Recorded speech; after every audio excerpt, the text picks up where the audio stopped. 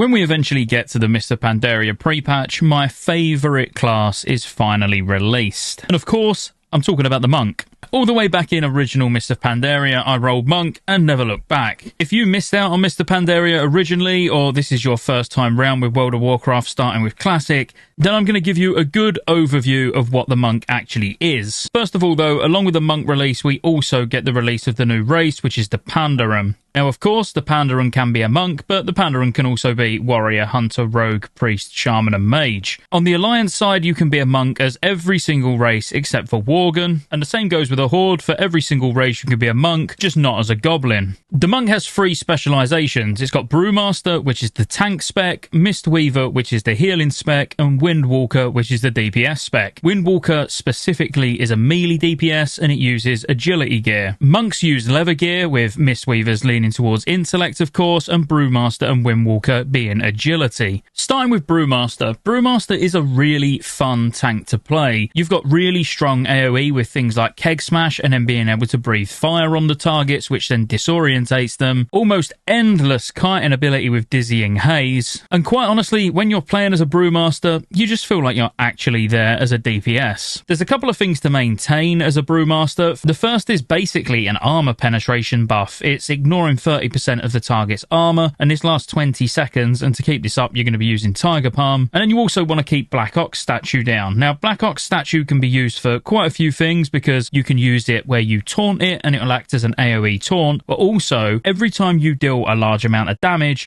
the Black Ox statue will cast Guard on an injured party or raid member, which absorbs X amount of healing. Now, I say X amount because obviously it scales. The better your gear, the bigger the healing it does, which is obviously very good. But it's just some passive absorbs that are going to be going out occasionally to people in your group. Now, in terms of what you're actually doing as a monk, you've got a big hard-hitting AoE, which is Keg Smash, which also applies Dizzying Haze. At the same time, it reduces physical damage they do as well by 10%, so just your standard sort of tank debuff. You've got a half-like charge ability, which is called Clash, where you'll clash a target and both you and the target meet halfway and it stuns them for a few seconds. And quite honestly, you're a movement machine. Depending on what talents you take means that you can have more charges of roll and a reduced cooldown. You can have an on-demand sprint called Tiger's Lust, which has got a 30-second cooldown. The good thing about this is you can put it on anybody, not just yourself. And also, just from rolling, you can build 2 stacks up to a maximum speed of 50% movement speed for 10 seconds when you use roll. And of course, roll just rolls you a short distance, but depending on the direction you're moving, depends on the direction that you'll roll. Now, the way you survive as a Brewmaster Monk is a new system called Stagger. Monk is the only class that benefits from Stagger, and how it basically works is 20% of all the damage you've taken is not taken instantly.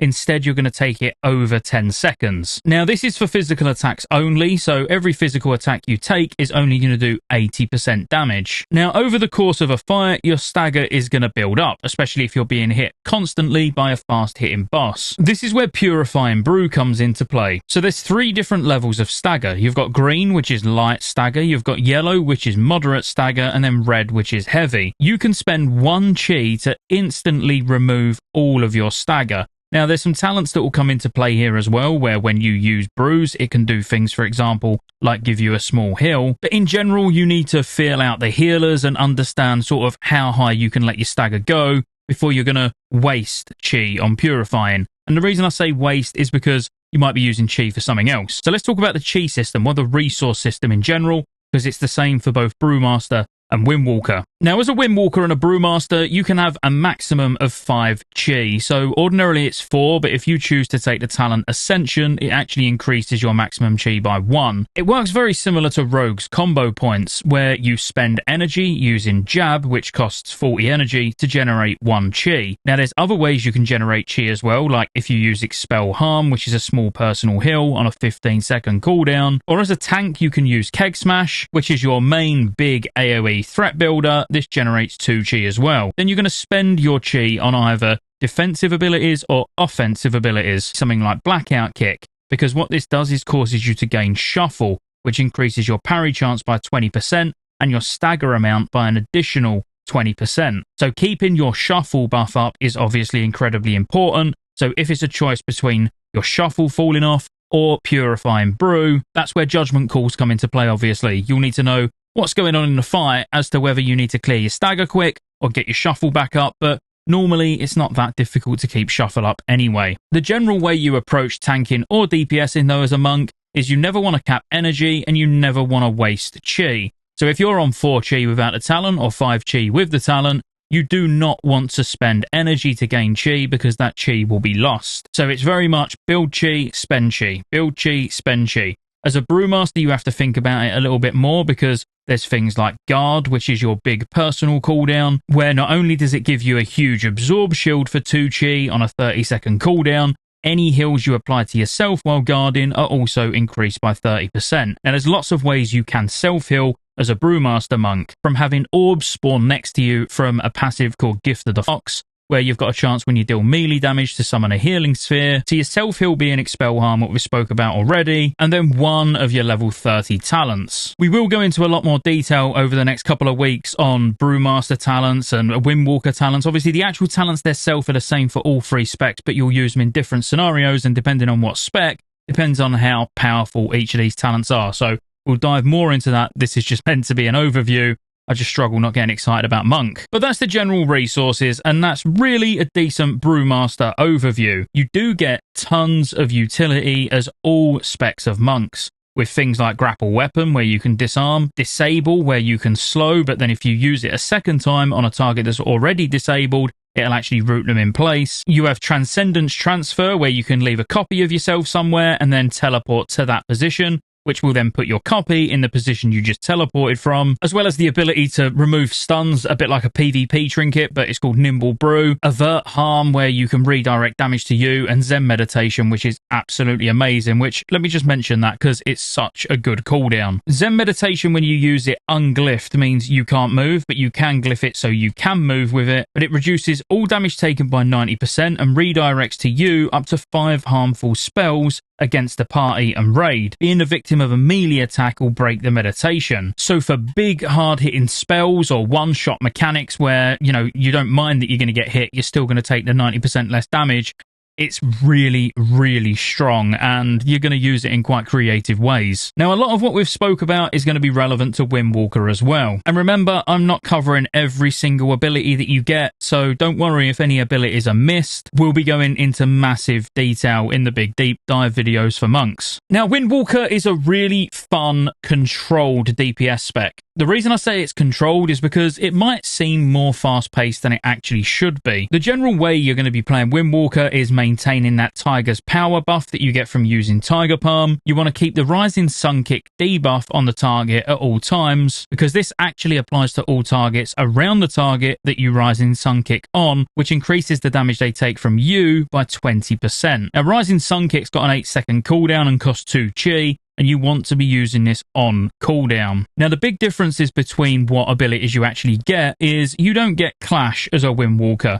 Clash was the ability I spoke about where you charge at a target and you both meet halfway and stun. Instead, you get Flying Serpent Kick. Now, this is not actually a targeted ability, so you don't Flying Serpent Kick at a target. You can do it in any direction, anywhere you want, and simply by pressing it a second time will end the Flying Serpent Kick. What this will also do is deal damage as long as you've hit someone within 8 yards of where you land, and it slows them by 70% as well. So it's got a lot of utility to this, and it needs to be used properly. Fist of Fury is your big, hard-hitting ability. You'll just stand there absolutely pummeling for a few seconds, doing a lot of damage, and the damage is spread evenly across all targets. So it kind of doesn't matter whether you're hitting 1 or you're hitting 4, you're always going to do the same. The thing that's amazing about this is for things like ad control, or obviously in PvP, because while you're doing Fists of Fury, you're constantly stunning them as well. Storm, Earth and Fire has got to be one of my favourite abilities that's ever been added to WoW. What you do with this is you can split yourself into other versions of yourself up to 2 times. The spirits will basically just replicate the damage that you do. However, when you've got 1 spirit summoned, the monk and the spirit deal 70% damage, which basically means you're getting a 40% damage buff.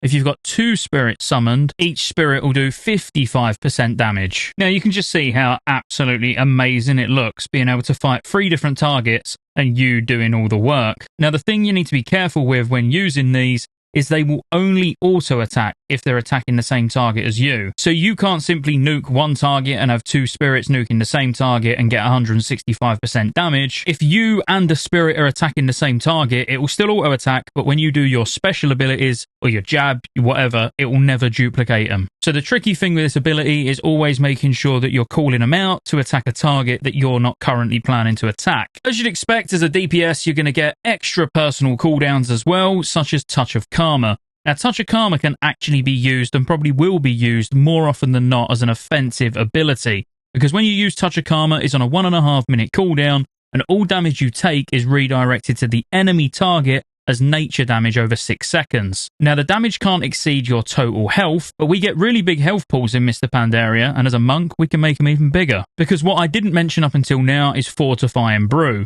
Now, this is a cooldown that's for all specs of monks. It doesn't matter what you're doing, but it turns your skin to stone, increasing your health by 20% and reducing damage taken by 20%. Now, of course, being able to increase your health by 20% before you use Touch of Karma means that's another 20% value that you're going to get out of it based on your health pool. And the same goes with Touch of Death, where Touch of Death is kind of an overpowered execute ability where it costs 3 chi on a 1.5 minute cooldown, and you exploit the enemy target's weakest point, instantly killing them. Now, you can only use this on non-player targets who have equal or less health than you. So if you're fighting a target that's low health, the last ability that you're going to want to use on it is Touch of Death. But ordinarily, providing you've got Fortify and Brew available at the time, you're going to Fortify and Brew first into Touch of Death to give that Touch of Death even more value. It dies, you top damage meters, yay, go you. Outside of that, to help your energy regen, you also get Energizing Brew, where you regenerate 60 energy over 6 seconds, and this is on a 1 minute cooldown. But again, outside of just more utility-based things like being able to dispel harmful poisons and diseases, and of course, when we get onto Mistweaver, you're also going to be able to get rid of magic effects. They're the biggest differences between Windwalker and Brewmaster. One last thing I want to mention, then we're going to move on to Mistweaver, and that's actually the AoE, or General Cleave. Now, when I'm playing Windwalker, most of the time for heroic 5-mans and stuff like that, I'm using Scottejaye Wind, where it replaces Spinning Crane Kick. So it costs 40 energy, and when I activate it on, it just stays on and I can continue to use other attacks. Whereas when you haven't got that, it turns into Spinning Crane Kick. Now, both Brewmaster and Windwalker have Spinning Crane Kick and the ability to get Scottejaye Wind, but basically you just spin around, your movement's reduced, it generates chi providing it hits 3 targets, and during Spinning Crane Kick, especially for Brewmaster where it's relevant, you can continue to dodge and parry. Now, Spinning Crane Kick looks fantastic, but when you can use Scottejaye Wind, so you can then continue to use other attacks at the same time, on real heavy AoE cleave fights, you'll probably find yourself using Scottejaye Wind, or as I say, in like 5-mans, because you'll just run through with it on all the time. Now, as Windwalker, I should really touch on Tiger's Eye Brew, and then I promise we can move on to the healer. For each 4 chi that you consume through the use of abilities and attacks, you gain a charge of Tiger's Eye Brew. You can then use the ability Tiger's Eye Brew, which has got a very short cooldown of 5 seconds, and for each stack you consume, it's going to increase your damage and healing by 6% per stack. Now, you can store up to 20 stacks of this. It lasts 15 seconds when you use it, and it will give you a 60% damage buff. Now, this is what the whole of Windwalker revolves around. Building Tiger's Eye stacks, using Tiger's Eye stacks at the right time, and then rebuilding again. A lot of the time, you're going to want to be using it when you've got trinkets procced. You're going to want to be using it on times where bosses are taking extra damage, or when you've got your cooldowns ready, that kind of thing. But obviously, having those 15 seconds of 60% extra damage is absolutely huge, and you want to be pairing it with anything else that increases your damage as well. Like I said, whether it's weapon procs, trinket procs, or vulnerability phases on bosses. Of course, there'll be loads of sims and stuff coming out much closer to the time, like once we all get our hands on the MOP beta. But historically, there's been 2 ways of managing Tiger's Eye Brew, and it's not always about just using it when you've got 10 stacks. Like I said, using it when you've got trinket procs and stuff like that has always been a go-to, but also using it with every single usage of Fist of Fury, because Fist of Fury is your hardest hitting ability. It's on a 25-second cooldown, so it gives you 25 seconds each time to build up as much Tiger's Eye Brew stacks as you can. Also was an extremely popular method of using Tiger's Eye Brew But again, until we've got sims, I'm not going to worry about that. I know how I use it, and I'll talk about that in a later video. Now we can move on to Mistweaver. Now, Mistweaver won't take too long because, quite honestly, they've got mostly the same toolkit as Windwalker and Brewmaster. And the reason for that is because Stance of the Wise Serpent. This is where you can actually deal damage to do healing, but it's actually in 2 parts. So let's cover both parts first. So Stance of the Wise Serpent is the stance that you'll be in as a healer, which basically increases your healing by 20%. It replaces your energy bar with a mana bar, and you also get 50% of your spirit as hit and expertise. Not only that, any haste you've got on your equipment is increased by 50%, and you also get 200% of your spell power as attack power, but you can't benefit from attack power from any other sources. It's purely by getting spell power. But the most interesting part is you also get Eminence. So Eminence is a bit like Atonement, but for meleeing as a monk instead of being a range caster as a discipline priest. 25% of your auto attack damage dealt is going to heal the lowest health target within 20 yards. Now the reason I say this is 2-part because also when you've got your Summon Jade Serpent statue, which is the Mistweaver's version of the Ox statue. When you deal non-auto attack damage, the Summon Jade Serpent statue will heal the lowest target in 20 yards. So these are going to be your special abilities. So you basically have got a flat 25% damage as long as you've got your statue down of both your melee attacks and auto attacks and special attacks, all of that, to be converted into healing. Before we get onto the proper healing spells, I just want to talk a little bit more about actual fist weaving, which is what we call it if you're healing by fisting. Could have chose those words so much better. You get a bunch of passive talents which help towards fist weaving. The first one being muscle memory. So when you successfully jab, which we already know what jab is from when we was talking about Brewmaster and Windwalker, you gain muscle memory, causing your next Tiger's Palm or Blackout Kick to deal 150% increased damage and restore 4% mana. Now, you can also get muscle memory to proc if you hit at least 3 targets with your spinning crane kick, but in general, this is the way that you keep your mana topped up outside of Mana Tea, which we'll talk about in a second. Now, you also get Teachings of the Monastery, and what this does is when you use Tiger Palm, which is where you keep up your armor penetration buff, the damage is increased by 100%, and when you Tiger Palm, you gain Vital Mists, reducing the cast time and mana cost of your next Surging Mist by 20%. This stacks 5 times, so after 5 times, it's going to be instant, and it's going to be free. When you Blackout Kick, it hits 4 additional nearby targets for 50% damage, and also when you Blackout Kick, you're going to get Serpent Zeal, which is a buff that you're going to want up 100% at a time. It causes both you and your Jade Serpent statue to heal the nearby injured target equal to 25% of auto attack damage, so it's just more extra healing going out while you're just pumping into the boss or the ads or whatever you're doing. Also, spinning crane kick now just heals people. As long as you're spinning crane kicking on top of people, it will heal them. Now, there was probably a lot there where you're like, oh, cool, that does damage, that does healing.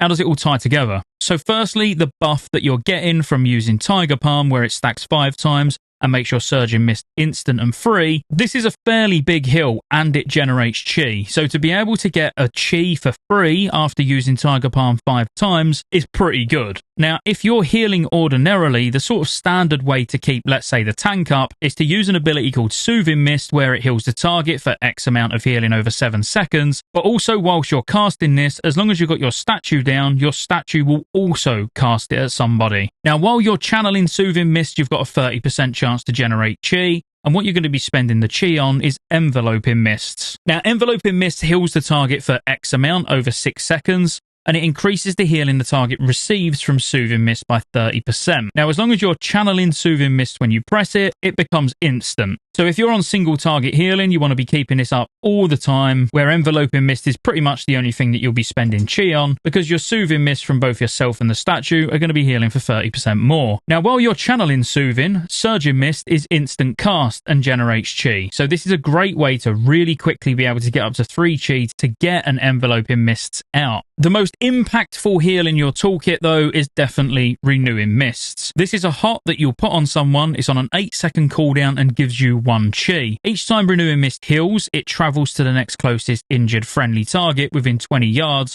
up to 2 times. So in one use of this, you'll have it on 3 people. Now, you want to be using Renewing Mist on cooldown because you want as many of these out as possible. And that's because when AoE healing is required, you're going to be using Uplift. Now, Uplift requires 2 chi, but it heals all targets with your Renewing Mist and it's instant. This can be made even stronger once every 45 seconds because you've got all those renewing mists out there all ticking down at different time lengths, and you can jolt yourself with energy using Thunder Focus Tea, which will either double the healing of your next surging mist or it will cause your next uplift to refresh the duration of your renewing mist on all targets. So this means you can blanket as many people before AoE healing is going to be needed. You're going to Thunder Focus Tea and uplift, and then obviously that's going to put everyone back to max duration on their renewing mists, and then you're just pumping as many uplifts on that AoE healing as you can. So it's very much a ramp healer. You've got really solid tank healing, but it's all about renewing mist on as many people as possible, predicting the damage before it comes in,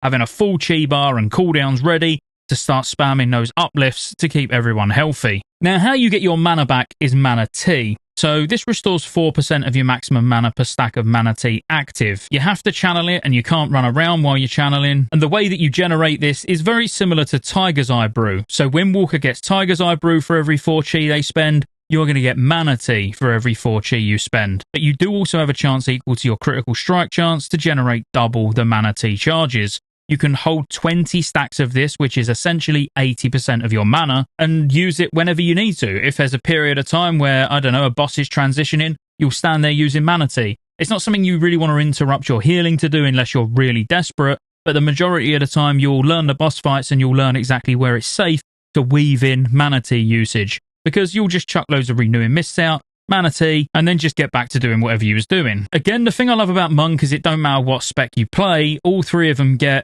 the same utility. So you're still going to have your disarms, disables, stuns, self-heals with expel harm, obviously your talents, which we're not going to go into talents on this because quite honestly they just add another layer on top of the class, which we'll get into in the next video. But in general, you just get all of the same utility. Paralysis being one that I didn't mention before but is really useful, which is basically a really good CC. You can incapacitate a target for 40 seconds, and if you actually do it from behind the target, it lasts an extra 50%. It's got a 15-second cooldown, and of course, like any incapacitate, any damage they take will break it, but as a monk having that, obviously it's so strong in both PvP and PvE. Now, the last thing I want to touch on as Mistweaver is their cooldowns. So you're going to get Life Cocoon, which is just a huge absorb shield on a 2-minute cooldown, where not only is it a massive absorb shield, the person that's got it on them also receives 50% extra healing from periodic effects. And then Revival, which Revival is actually a really strong cooldown, but in terms of healing throughput, it's not really the best out of all of the healers, but it's got one little added benefit to it. So this just instantly does an absolute crapload of healing to your entire raid, but it clears magic, poison, and disease effects.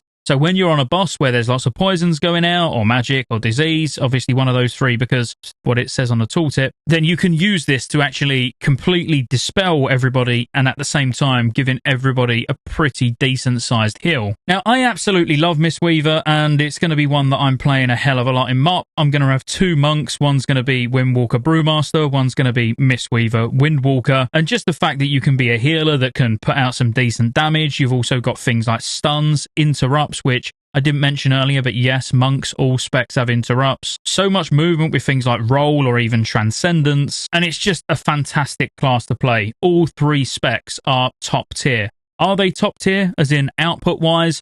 I would say no, they're very middle of the pack. And I don't want to put anyone off playing a monk, but you know, it's just a fact. If we're in a 5.4.8 state, which we will be, then you know, Windwalker monk's pretty middle of the pack. Mistweaver is not the strongest healer, and Brewmaster arguably is one of the strongest tanks, but it doesn't matter that they're middle of the pack when they are just this much fun to play. Now, the next monk video, I'm not saying it's definitely going to be the next video that goes out. I'm going to tell you all about the masteries for monks, talents for monks, gearing choices, two-hand versus dual wield, all that sort of thing. We'll dive in a little bit deeper, but I wanted this just to be a nice overview for sort of the abilities to expect, what each role does, how each of them play roughly, and then we'll dig deeper as we get closer to MOP. So if you enjoyed the video, be sure to like and subscribe. If you're playing Classic Fresh, make sure you check out Rested XP, links in the description below. Code Scottejaye Fresh at checkout for 15% off, and I'll see you on the next one.